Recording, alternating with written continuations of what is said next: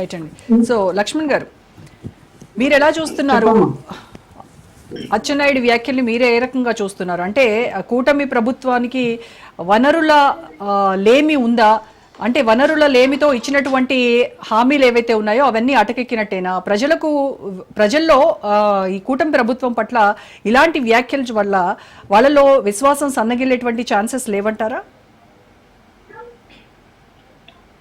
ఇప్పుడు సంవత్సరం దాటిపోయింది, ఇప్పటికే ప్రజల్లో అసంతృప్తి పెరిగింది. దాంట్లో ఏం సందేహించాల్సిన అవసరం లేదు. కూటమి పరిపాలన మీద అత్యంత ప్రేమాభిమానాలు ఏం కనపడడం లేదు. మీరు ఎవరిని అడిగినా కూడా రేపు మామూలుగా లోకల్ బాడీ ఎన్నికలు వస్తే అధికారంలో ఎవరుంటే వాళ్ళకి అనుకూలంగా ఓటింగ్ జరగాలి.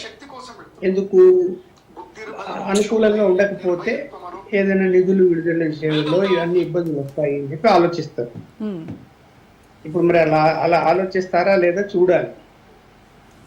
ఆయన ఒక మంత్రిగా వండుకొని ఆయన చెప్పాడు అంటే నేనైతే ఆయన చెప్పిందా నేను తప్పుపట్టను, వాస్తవమే చెప్పాడు. కానీ వీళ్ళు ఒప్పుకోవట్లేదు కదా, వాస్తవాన్ని మేము చెప్పాము అని ధైర్యంగా చెప్పట్లేదు కదా. అంటే ఇప్పుడు లింగారెడ్డి అన్నట్టు నోరు జారాడు కాబట్టి ఇప్పుడు ఏం చేయాలి, దాన్ని మళ్ళీ సరిదిద్దుకునే ప్రయత్నం ఏం చేస్తారో వచ్చేసింది అన్ని మీడియా సంస్థల్లో. కాదమ్మా, ఇప్పుడు 1500 నెలకు, సంవత్సరానికి 18,000. ఎంతమంది ఉన్నారు మహిళలు అంటే బిలో పావర్టీ కింద, అంటే రేషన్ కార్డులను తీసుకున్నా కూడా 2 కోట్ల మంది ఉన్నారు.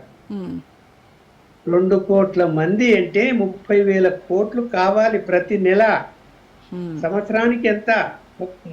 3,36,000 కోట్లు కావాలి. బడ్జెటే 3,22,000 కోట్లు. బడ్జెట్ మించిపోతుంది. ఇది ఎక్కడి నుంచి వస్తాయి దానికి నిధులు చెప్పండి? ప్రాక్టికల్ గా సాధ్యం కాదు. అయితే ఎన్నికల ముందు గెలవాలనేటువంటి ఉద్దేశంతో నోటికొచ్చినట్టు వీళ్ళు అవి చేస్తాం ఈ చేస్తాం అని చెప్పేసి మాట్లాడి అధికారం లేకపోతే, అంటే ముందు తెలీదా అదే ఖజానా ఎంత ఉంది, ఎంత అప్పు ఉంది రాష్ట్రానికి, మనం ఇచ్చేటువంటి హామీలను ఎంతవరకు అమలు చేయగలము మన అనేటువంటి మనం చిన్న బడ్జెట్, ఇంట్లోకి ఒక బడ్జెట్ వేసుకుంటాం కదండి. అలాంటిది ఒక రాష్ట్రానికి అధికారంలోకి రాబోతున్నాము అని. ఇప్పుడు ఆయన 3 సార్లు ముఖ్యమంత్రి చేసి ఉన్నాడు, 4వసారి ఇది. ఆ మాత్రం అనుభవం లేదా? అధికారం కూర్చోబెట్టుకుంటే చెప్పరా ఏం జరుగుతుంది, ఏ హామీలు ఇవ్వాలి, ఏమి ఇవ్వకూడదని? నోటికొచ్చినట్టు మాట్లాడి అన్ని ఇచ్చేసి, అంటే గెలవాలి అనేటువంటి ఒక టార్గెట్ పెట్టుకొని ఇష్టం వచ్చేట్టు హామీలు ఇస్తే ఇప్పుడు ఎవరు ఆదుకుంటారు? ఎలా రెవెన్యూ పెరుగుతుంది? రెవెన్యూ పెరగాలి. రెవెన్యూ పెరిగితే ఏదైనా చేయడానికి అవకాశం ఉంటుంది. 10 సంవత్సరాలైనా రెవెన్యూ ఏమీ పెరగడం లేదు. ఎందుకు? రకరకాల కారణాలు. ఫస్ట్ 5 సంవత్సరాలు అనుకున్నంత అభివృద్ధి చేయలేకపోయాడు చంద్రబాబు నాయుడు. జగన్మోహన్ రెడ్డి వచ్చాడు, ఆయన ఓన్లీ బటన్ నొక్కడం తప్ప అభివృద్ధి విషయంలో ఆయన శ్రద్ధ చూపలేదు.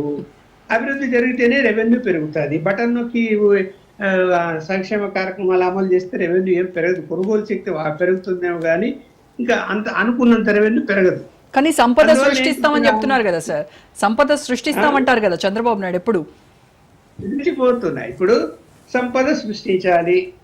చూస్తున్నాం కదా, విపరీతంగా ఈ ఫ్యాక్టరీలు వస్తున్నాయి, ఈ కంపెనీలు వస్తున్నాయి, ఆ కంపెనీలు వస్తున్నాయి. వాళ్ళకు భూములు కేటాయిస్తున్నాం, వీళ్ళకి కేటాయిస్తున్నాం. ప్రతి క్యాబినెట్ లో వరుసగా భూములు కేటాయిస్తున్నారు. ఓకే, మంచిదే, రావాలా పరిశ్రమలు. అవన్నీ ఎప్పుడు ఫ్రూట్ఫుల్ అవుతాయి? ఎన్ని సంవత్సరాలు పడతాయి? అప్పుడు కదా సంపద సృష్టించి, అప్పుడు కదా రెవెన్యూ పెరుగుతుంది. అప్పటి వరకు మీరు మీ హామీలు ఎలా నెరవేరుస్తారు? దానికి సమాధానం లేదు కదా. ఎవరిస్తారు? అప్పులు కూడా పుట్టడం కష్టమైపోతుంది కదా. వాటికి కూడా అప్పులు ఎలా వస్తాయి? కేంద్రం పొడిస్తే అట్లా వాటికి ఇవ్వలేదు కదా కేంద్రం. నీతి ఆయోగ్ ఉన్నంత కాలం అన్ని రాష్ట్రాలకు ఒకే విధానంతో వాళ్ళు ఇస్తున్నారు తప్ప, ఏదైనా ప్రత్యేకంగా ఒక ప్రాజెక్టు అనుకోని, సపోజ్ రింగ్ రోడ్డు ఉంది, మాకు ఇది అవసరము అంటే దాన్ని శాంక్షన్ చేసి కేంద్రం వాళ్ళు కొంత అమౌంట్ కేటాయిస్తారు తప్ప, నువ్వు సంక్షేమ పథకాలకి నేను డబ్బులు ఇవ్వండి అంటే ఇచ్చే అవకాశం కేంద్రం నుంచి ఏమీ లేదు, జీరో. అంటే నువ్వేంటి అలా అప్పులు చేసి సంక్షేమ కార్యక్రమం అమలు చేయాలి. ఇప్పుడు అదే జరుగుతున్నది. వచ్చిన సంవత్సరంలో 1,70,000 కోట్లతో అప్పు చేశారు.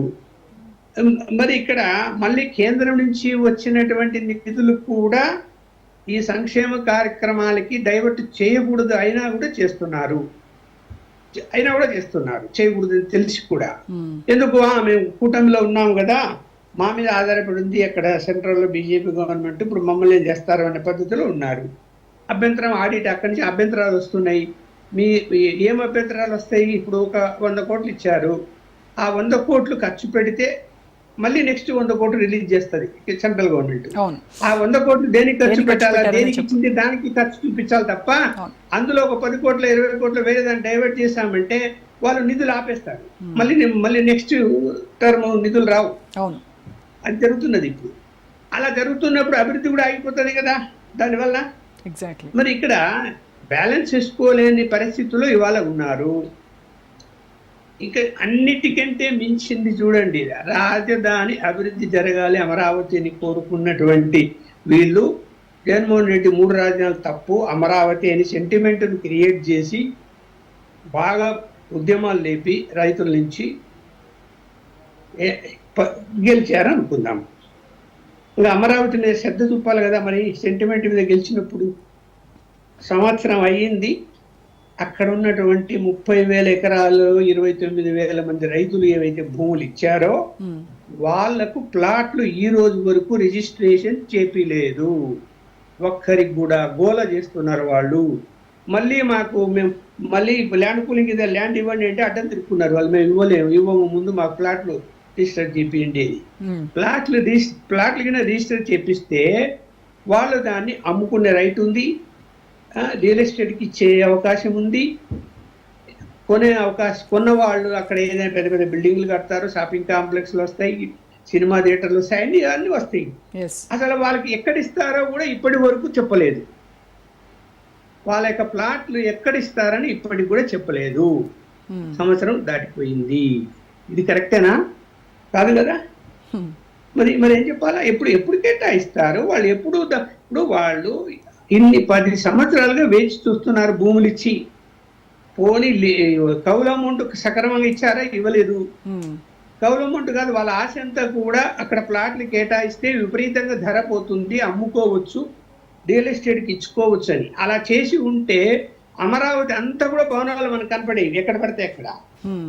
అవకాశం లేదు, ఇవ్వలేదు, ఇప్పటికీ ఇవ్వలేదు. ఇంకా ఏదో ప్లానింగ్ చేస్తున్నారని చెప్తున్నారు తప్ప ఏమీ లేదు.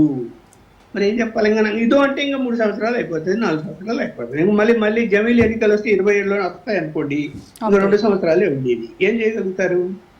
ఎక్కడ సంపద సృష్టిస్తారు? నగరం పెరిగితే సంపద సృష్టించవచ్చు, నగరం పెరిగే అవకాశాలు ఏమాత్రం ఉన్నాయి అని కూడా ఆలోచించాల్సిన అవసరం ఉంటుంది. ఇప్పటివరకు ఏం పెరిగింది? ఏం పెరగలే. మళ్ళీ వర్షాలు వచ్చాయి, మొత్తం వాటర్ అంతా వచ్చేసింది. ఆ వాటర్ తోడడానికి సరిపోతుంది మళ్ళీ 6 నెలల సంవత్సరము. ఇది కట్టేది ఎప్పుడు? పూర్తి చేసేది ఎప్పుడు? ఇక్కడ ప్రాక్టికల్ ప్రాబ్లం ఆలోచించాలి. నేనైతే మంత్రి ఆయన అచ్చెన్నాయుడు అభినందిస్తున్నా. డబ్బులు అమ్మాల్సిందే, మా దగ్గర లేవు అని. అయ్యా బాబు, ఇప్పటికైనా తెలివి తెచ్చుకొని మేము చేసింది తప్పు, ఆర్థిక వనరులు ఇక్కడ లేవు, దండం పెడుతున్నాము, సారీ అని చెప్పి మేము ఇవి ఇంప్లిమెంట్ చేయలేమని చెప్పండి. కనీసం అర్థం చేసుకుంటారు ప్రజలు. అలా మీరు చెప్పినట్టుగా లక్ష్మణ్ గారు మీరు చెప్పినట్టు అయినా చెప్పాలి, లేదు అంటే లింగారెడ్డి గారు అంటే ఏదో అవుట్ ఆఫ్ ఇది ఆయన చెప్పారు అని చెప్తున్నారు కదా. సో అలాంటి కన్ఫెషన్ స్టేట్మెంట్ అయినా కూడా అట్లీస్ట్ వాళ్ళు ఇవ్వాలి కదా. కన్ఫెషన్ స్టేట్మెంట్ అయినా కూడా నేను లెక్కలు చెప్పే కదమ్మా. ఇప్పుడు సాధ్యమవుతుందా? మీరు చెప్పండి, సాధ్యమవుతుందా? బడ్జెట్ 3,22,000 కోట్లు ఉంటే వాళ్ళకి ఇవ్వడానికి 3,60,000 కోట్లు కావాలా? ఎక్కడి నుంచి తెస్తారు చెప్పండి? What is the source of revenue? Exactly. దానికి ఆన్సర్ చెప్పమండి లింగారెడ్డి, చూద్దాం ఎక్కడి నుంచి వస్తుందో.